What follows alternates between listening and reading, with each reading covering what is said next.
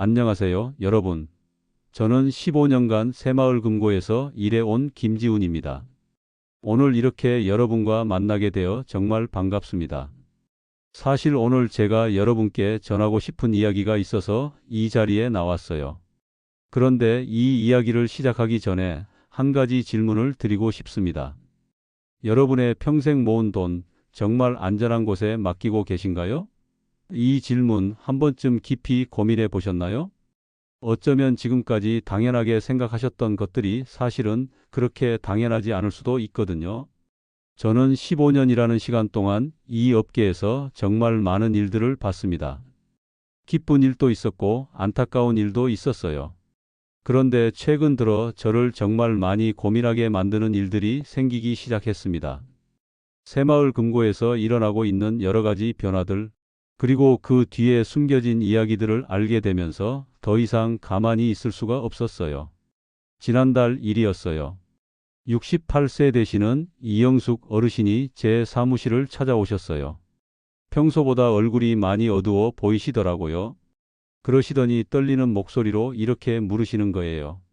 지훈 씨, 내 돈 정말 괜찮은 거지? 그 순간 어르신의 간절한 눈빛을 보면서 가슴이 정말 아팠습니다. 평생 땀 흘려 모으신 소중한 돈에 대한 걱정이 그 눈빛에 고스란히 담겨 있었거든요. 사실 이영숙 어르신만의 이야기가 아니에요. 요즘 들어 비슷한 걱정을 하시는 분들을 정말 많이 만나게 됩니다. 50대, 60대, 70대 분들이 하나둘씩 저를 찾아와서 똑같은 질문을 하세요. 우리 돈 정말 안전한가요? 새마을금고 믿어도 되는 건가요? 이런 질문들을 들을 때마다 마음이 무겁더라고요. 그런데 여러분, 정말 중요한 비밀을 하나 알려드리기 전에 잠깐만요. 지금 이 순간 화면 아래쪽에 보이시는 구독 버튼과 좋아요 버튼, 그리고 알림 설정 버튼을 눌러주세요. 왜냐하면 오늘 제가 말씀드릴 내용은 정말 중요한 정보라서 나중에 다시 찾아보실 때 쉽게 찾을 수 있도록 해드리고 싶거든요. 그리고 앞으로도 여러분의 소중한 재산을 지키는데 도움이 되는 정보들을 계속 전해드릴 테니까 꼭 구독과 알림 설정 부탁드려요. 자, 이제 본격적인 이야기를 시작해 보겠습니다. 제가 15년 동안 이 일을 하면서 깨달은 게 하나 있어요.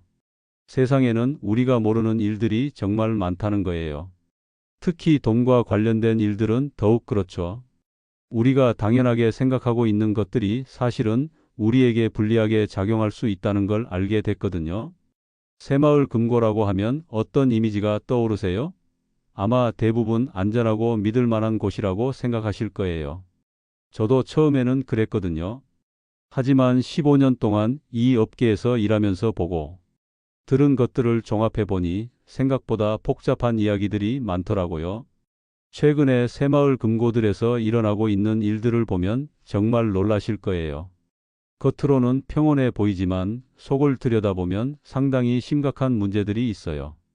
그런데 이런 문제들이 언론에 크게 보도되지 않는 이유가 있거든요. 왜 그럴까요? 이것도 나중에 자세히 말씀드릴게요.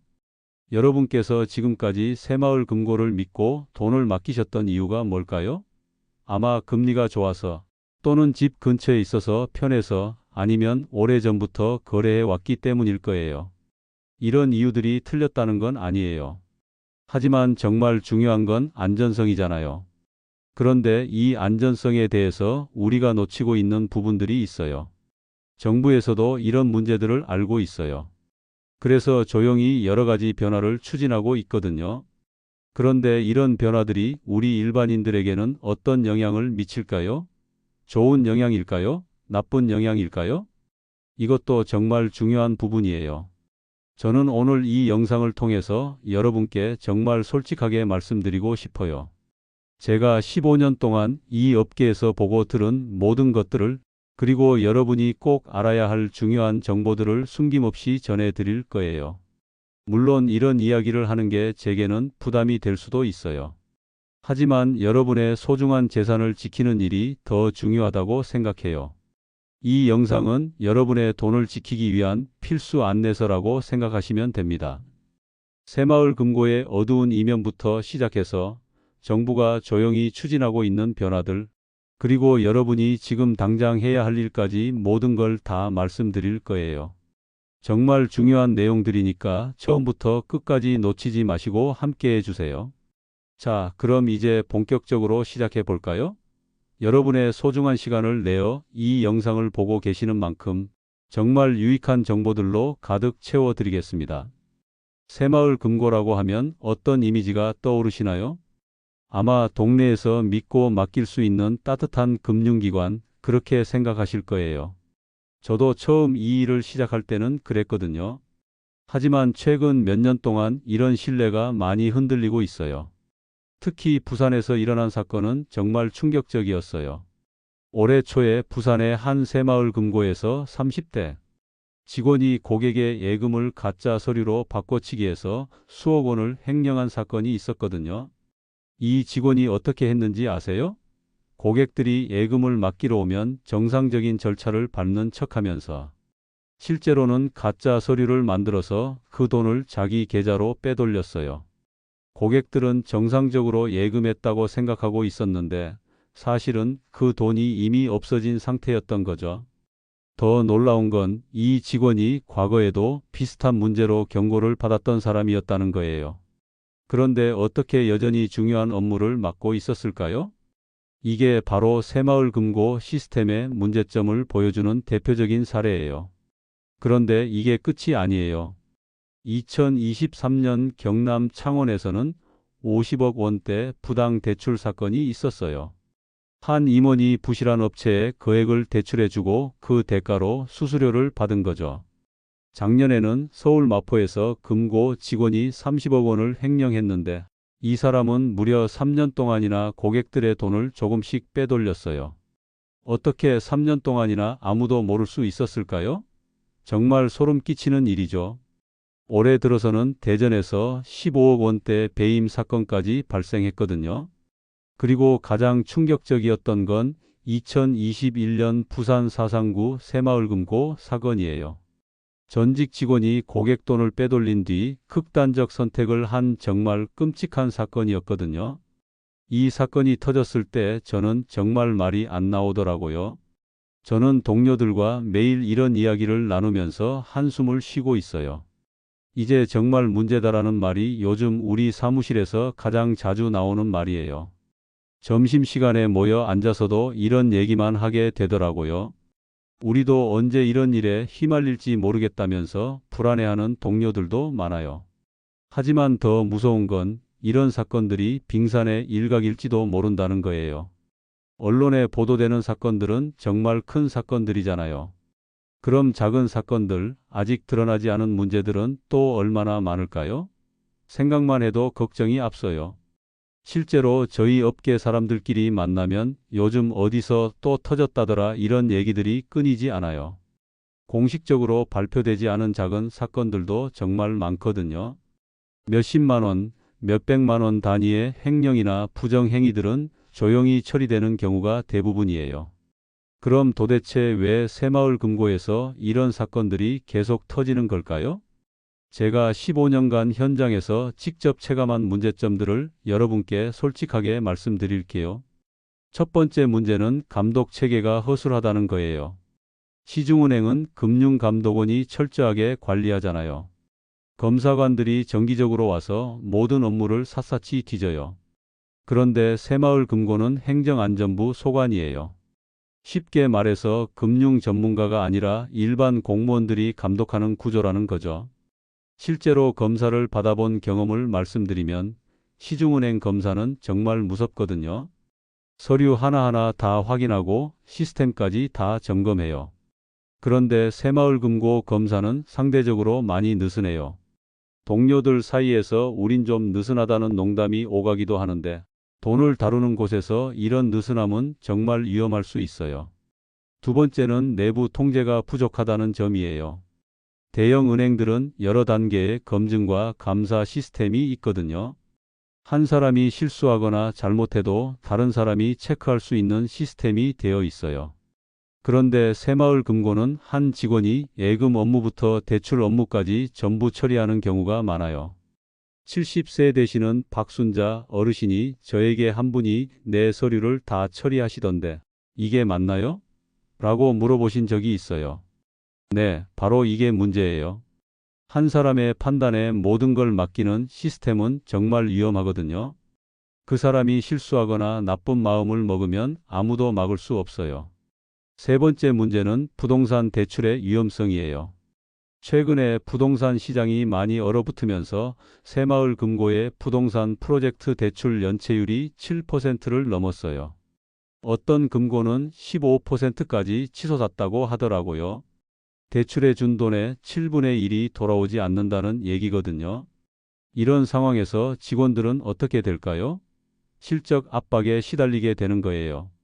이번 달에 대출 목표 달성 못하면 어떻게 하지? 이런 생각에 잘못된 결정을 내리게 되는 거죠. 위험한 대출을 승인하거나 심지어는 서류를 조작하는 일까지 벌어지게 되는 거예요. 네 번째는 지역사회 문화 때문이에요. 새마을금고는 지역 주민들로 운영되다 보니까 동네 어르신이 보증해 주셨으니까 괜찮아 같은 정서적인 판단이 많아져요. 75세 되시는 이만수 어르신도 우리 동네 금고라서 믿었다고 말씀하셨는데 이런 믿음이 때로는 독이 될 수 있어요.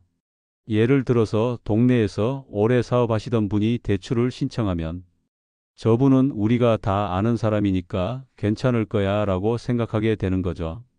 하지만 금융기관에서는 감정이 원칙을 앞서면 큰일이 날 수 있거든요. 다섯 번째는 급여와 복지 문제예요. 새마을금고 직원들의 급여가 시중은행에 비해서 많이 낮아요. 그러다 보니까 우수한 인재들이 떠나고 남은 직원들은 불만이 쌓이게 되죠. 이런 환경에서 일부 직원들이 잘못된 유혹에 빠지게 되는 거예요. 마지막으로는 정보 투명성이 부족하다는 점이에요. 시중은행들은 경영 상태를 비교적 투명하게 공개하는데 새마을금고는 공시 내용이 많이 미흡해요. 여러분이 맡기신 돈이 얼마나 안전한지 알기 어려운 구조라는 거죠. 그럼 정부는 뭘 하고 있을까요? 다행히 정부도 손 놓고 있지는 않아요. 올해 7월 21일부터 전국 120개 새마을금고를 대상으로 대대적인 특별검사가 시작됐거든요. 금융감독원과 예금보험공사가 함께 나섰어요. 내부 고발 포상금도 대폭 상향 조정했어요. 기존에는 1%였는데 이제 10%로 최대 5억 원까지 받을 수 있게 됐어요. 이게 얼마나 큰 변화인지 아세요? 10억 원 횡령 사건을 신고하면 1억 원을 받을 수 있다는 거거든요. 횡령 같은 중대 사고에는 즉시 해고 원칙도 새로 도입됐어요. 예전에는 내부에서 조용히 처리하는 경우가 많았는데 이제는 바로 해고시키겠다는 거죠. 그리고 무엇보다 중요한 소식이 하나 더 있어요. 9월 1일부터 예금자 보호 한도가 5천만 원에서 1억 원으로 올라갑니다. 이건 정말 좋은 소식이죠. 혹시 금고에 문제가 생겨도 1억 원까지는 보장받을 수 있다는 거거든요. 하지만 현장 분위기는 좀 달라요. 동료들 사이에서는 실수 하나만 해도 바로 끝장이야 라면서 긴장감이 높아지고 있어요. 어떤 동료는 요즘은 숨쉬기도 조심스럽다고 농담 반 진담 반으로 얘기하더라고요.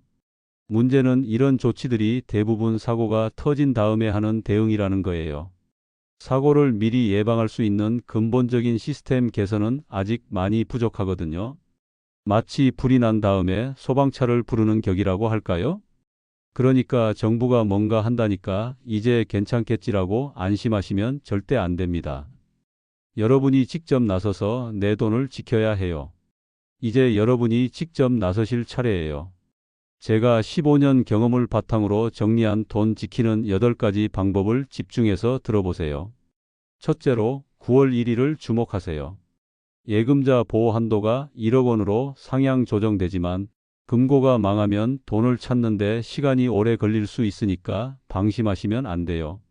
예금보험공사에서 돈을 지급하는데 몇 개월이 걸릴 수도 있거든요. 둘째, 금고 상태를 꼼꼼히 확인하세요. 새마을금고중앙회 홈페이지에서 연체율을 확인할 수 있어요.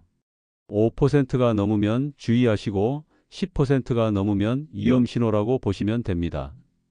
연체율이 높다는 건 돈을 빌려준 사람들이 갚지 못한다는 뜻이거든요. 셋째, 돈을 여러 곳에 나누어 두세요. 한 곳에 전 재산을 몰아서 넣지 마시고요. 예를 들어서 1억 원이 있다면 새마을금고에 4천만 원, 시중은행에 4천만 원, 농협에 2천만 원.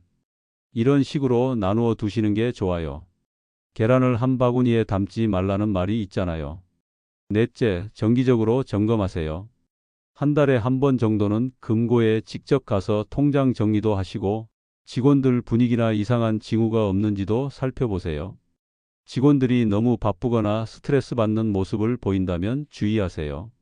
다섯째, 대출 조건이 너무 좋다면 의심해 보세요. 다른 은행들보다 금리가 현저히 낮거나 조건이 너무 좋다면 뭔가 문제가 있을 수 있어요. 꼼꼼히 비교해 보시고 결정하시는 게 중요해요. 여섯째, 문제를 발견하시면 바로 신고하세요. 금융감독원이나 새마을금고 안심신고센터로 제보하시면 포상금을 받을 수도 있어요. 주저하지 마시고 신고하세요. 일곱째, 다른 대안들도 살펴보세요. 농협이나 신협, 시중은행의 서민금융상품들도 한번 알아보시기 바래요. 요즘은 시중은행들도 노년층을 위한 좋은 상품들을 많이 내놓고 있어요. 마지막으로 가족들과 꼭 상의하세요. 특히 금융에 밝은 자녀분들이나 지인분들과 충분히 논의하신 다음에 결정하시는 게 좋습니다. 혼자서 모든 걸 결정하려고 하지 마시고 믿을 만한 사람들의 조언을 구해보세요. 여러분, 오늘 이야기 어떠셨나요? 사실 이 영상을 준비하면서 15년 전 새마을금고에서 처음 일을 시작했던 설렘을 다시 떠올려 봤어요. 그때는 정말 순수했거든요. 동네 사람들을 위해서 좋은 일을 하는 거라고 생각했어요. 하지만 시간이 지나면서 점점 더 많은 것들을 보게 됐어요. 그리고 고객님들의 불안한 표정을 볼 때마다 가슴이 아팠죠. 특히 이영숙 어르신처럼 평생 모은 돈이 안전한지 걱정하시는 분들을 보면서 더 이상 침묵할 수 없었어요. 그래서 오늘 이렇게 용기를 내서 말씀드리게 된 거예요. 새마을금고는 여전히 많은 분들에게 따뜻한 금융기관이에요. 그건 분명해요. 동네에서 서로 얼굴 보고 지내는 정이 있고 큰 은행에서는 느낄 수 없는 인간적인 면이 있죠. 하지만 지금은 여러분이 그런 정에만 의존하지 말고 현명하게 행동해야 할 때입니다. 제가 앞서 말씀드린 75세 이만수 어르신 기억하세요? 그분은 제 조언을 듣고 5천만 원 중에서 2천만 원을 시중은행으로 옮기셨어요. 처음에는 동네 금고를 믿었는데 이제 와서 옮기기가 좀 그렇다고 하시더라고요. 하지만 며칠 고민하시더니 결국 결정을 내리셨어요. 그리고 나서 이제 맘이 좀 놓인다며 환하게 웃으시던 모습이 아직도 생생해요. 어르신이 그러시더라고요. 지훈 씨 말이 맞더라. 계란을 한 바구니에 담으면 안 되는 거였구나. 왜 진작 생각 못 했을까? 그 말씀을 들으면서 저도 정말 뿌듯했어요. 한 분의 마음이라도 편하게 해드릴 수 있어서 정말 다행이었거든요. 여러분도 지금 바로 움직이세요. 오늘 당장 새마을금고중앙회 홈페이지에 들어가서 여러분이 거래하는 금고의 연체율을 확인해 보세요. 그리고 만약에 연체율이 5%가 넘는다면 심각하게 고민해 보시기 바래요. 10%가 넘는다면 정말 위험하다고 보셔야 해요. 그리고 돈을 여러 곳에 나누어서 맡기세요. 한 곳에 몰아서 맡기지 마시고요. 귀찮더라도 안전을 위해서는 어쩔 수 없어요. 시중은행, 농협, 신협 이런 곳들도 한번 알아보시고 여러분에게 맞는 곳을 찾으세요. 혹시 금고에서 이상한 일을 보시거나 의심스러운 일이 있으시면 주저하지 마시고 바로 신고하세요. 금융감독원에 신고하시면 되고 새마을금고 안심신고센터에 신고하셔도 돼요. 포상금도 받을 수 있으니까 망설이지 마시고요. 그리고 가족들과 꼭 상의하세요. 특히 자녀분들이 금융에 대해서 더 잘 알 수도 있거든요. 혼자서 모든 걸 결정하려고 하지 마시고 믿을 만한 사람들의 조언을 구해보세요. 두 사람이 생각하는 게 한 사람이 생각하는 것보다 낫잖아요. 사실 오늘 이런 이야기를 하는 게 저에게도 쉬운 일은 아니었어요. 같은 업계에서 일하는 사람으로서 이런 말을 하기가 부담스럽기도 하고요. 하지만 여러분의 소중한 재산을 지키는 일이 더 중요하다고 생각해요. 그래서 용기를 내서 말씀드린 거거든요. 여러분, 이 영상이 도움이 되셨나요? 정말 도움이 되셨다면 화면 아래쪽에 있는 좋아요 버튼을 꾹 눌러주세요. 그리고 구독 버튼과 알림 설정도 꼭 해주시고요. 왜냐하면 앞으로도 이런 업계의 생생한 소식들과 여러분의 돈을 지키는 데 도움이 되는 팁들을 계속 전해드릴 거거든요. 그리고 댓글로 여러분의 경험이나 궁금한 점들도 공유해 주세요. 우리 동네 금고는 안전할까요? 같은 질문도 언제나 환영이에요. 이런 경우에는 어떻게 해야 하나요? 이런 구체적인 질문들도 좋고요. 제가 알고 있는 범위에서 최대한 도움을 드리겠습니다. 사실 댓글을 보는 게 정말 즐거워요. 여러분들이 어떤 생각을 하고 계시는지, 어떤 고민이 있으신지 알 수 있거든요. 그리고 그런 댓글들을 보면서 다음에 어떤 내용으로 영상을 만들지도 계획하게 되고요. 오늘 말씀드린 내용들이 복잡하게 느껴지실 수도 있어요. 하지만 하나씩 차근차근 해보세요. 급할 것도 없어요. 오늘 당장 모든 걸 다 할 필요는 없거든요. 하지만 시작은 해보셔야 해요. 첫 번째 단계부터 차근차근 해보시면 됩니다. 혹시 주변에 비슷한 고민을 하고 계시는 분들이 있으시다면 이 영상을 공유해 주세요. 특히 50대, 60대, 70대 분들 중에서 새마을금고에 돈을 맡기고 계신 분들이 있으시다면 꼭 알려주시고요. 함께 정보를 공유하고 서로 도우면서 우리 모두의 소중한 재산을 지켜나갔으면 좋겠어요. 마지막으로 한 가지만 더 말씀드릴게요. 오늘 제가 말씀드린 내용들이 새마을금고를 무조건 나쁘게 보자는 뜻은 아니에요. 새마을금고에도 좋은 곳들이 많이 있거든요. 하지만 여러분이 조금 더 신중하게, 조금 더 현명하게 행동하셨으면 하는 바람에서 이런 말씀을 드린 거예요. 여러분의 소중한 재산 꼭 지키시길 바랍니다. 평생 땀 흘려 모으신 그 돈이 안전하게 보관되어서 여러분이 편안한 노후를 보내실 수 있기를 진심으로 바라요. 그리고 앞으로도 계속해서 여러분에게 도움이 되는 정보들을 전해드리도록 하겠습니다. 오늘 이렇게 긴 시간 동안 끝까지 함께 해주셔서 진심으로 감사합니다. 여러분의 소중한 시간을 내어 이 영상을 봐주신 것만으로도 정말 고맙고요. 앞으로도 자주 만나요.